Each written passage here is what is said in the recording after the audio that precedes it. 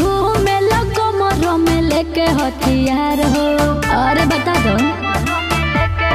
ए हो कहाँ के बाबू तू तो हवा रंगदार हो। घूमे लगो मरो में लेके हथियार हो। कैसे जाने की लड़का बहादुर के होई।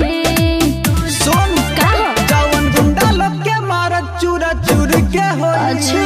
तब बुझिए उसे भागलपुर के होई। रोटी खाते जवन में हनत के दूर के होई। तब बुझिए उसे भागलपुर के होई। बुझता नहीं। Music by Abhishek Gupta.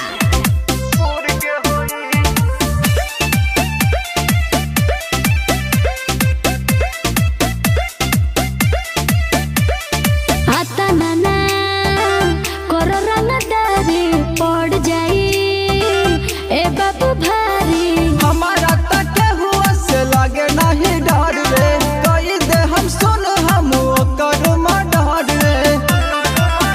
होई दिक्कत जदी आता ना गुरूर जे होई। सुन जवन गुंडा लोग के मारत चूरा चूर के होई। तब बुझिए उसे भागलपुर के होई। रोटी खाते जवन में हनत के दूर के